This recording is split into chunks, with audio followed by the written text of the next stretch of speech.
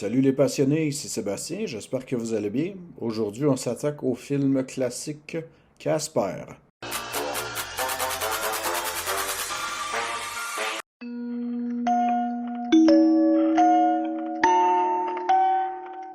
Donc, dans Casper, on suit un père et sa fille. Ceux-ci viennent de déménager pour la 10e fois, dans le fond. Ils décident de s'installer au manoir Whipstaff, dans le Maine. Ce manoir est soi-disant hanté, alors qu'une riche héritière qui vient d'hériter du manoir fait appel au père et à sa fille pour essayer de, façon de parler, de faire fuir les fantômes, car celle-ci veut s'approprier d'un trésor. Dans le fond, bien sûr, étant donné que c'est une riche héritière gâtée, ben, elle trouve que sa demeure est hantée, elle veut littéralement se débarrasser de tous les fantômes, et, contre toute attente, eh bien, le père de famille et sa fille se lient avec tous les fantômes, donc ce qui donne vraiment des situations assez drôles en soi. Le film est présentement disponible sur Netflix au Canada, et ça a été une superbe joie pour moi de redécouvrir ce classique. Je me rappelle encore avoir vu ce film-là étant jeune, étant même ado, j'ai eu un très bon moment. Le fait de voir le film avec des yeux d'adulte, puis a vraiment, façon de parler, changé la donne parce que, bon, ben vous savez, étant plus jeune, vous vous dites, ah, regardez, c'est juste un petit film familial, inoffensif, même chose quand on est ado.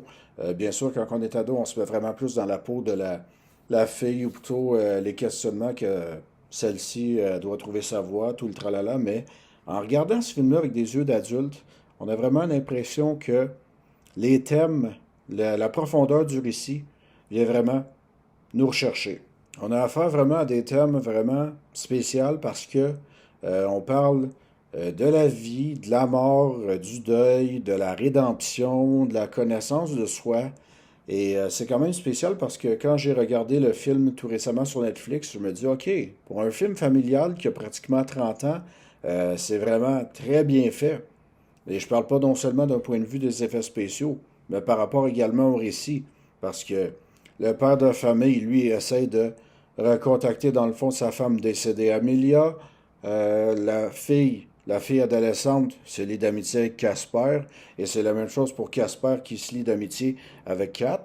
Et dans le fond, chaque personnage va trouver un sens à sa vie en côtoyant bien sûr des fantômes, donc c'est quand même assez rigolo. Pourquoi je vous recommande ce film-là? Eh bien, non seulement parce que le film est beau visuellement, pour de vrai, le film est sorti 2 ans après le parc Jurassique, donc on était vraiment dans l'avancement du CGI, les effets par ordi, donc on mélangeait les effets pratiques avec les effets numériques.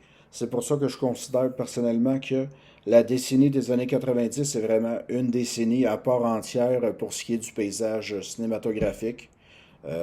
Non seulement ça, mais également aussi le récit, toutes les émotions. Bill Pullman, Christina Ricci s'en tirent à merveille en duo père et fille.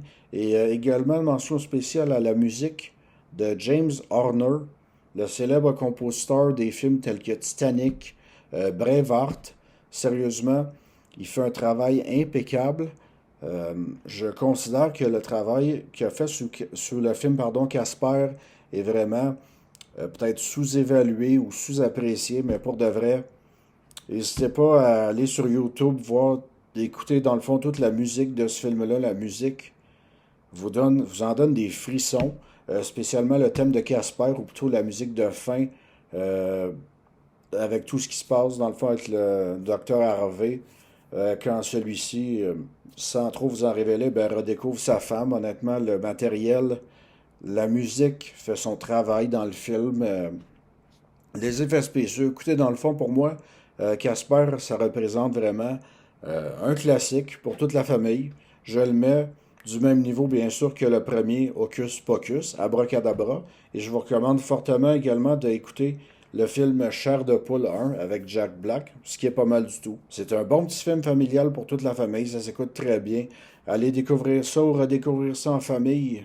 C'est 1h40, ça se déroule de A à Z.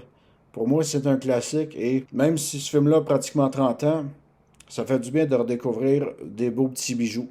Fait amusant sur le film, on a quelques caméos qui sont assez drôles, soit Mel Gibson, Clint Eastwood et même Dan Aykroyd qui reprend son rôle de SOS fantôme alors que celui-ci essaie d'enlever les fantômes de la maison. mais sans succès. J'espère que vous avez apprécié la critique. Si c'est le cas, n'hésitez pas à mettre un petit pouce en l'air, commenter, partager celle-ci et de vous abonner sur la chaîne YouTube et la page Facebook L'Odyssée des passionnés. C'était Sébastien qui vous souhaite à tous un très bon visionnement et à la prochaine. Bye bye!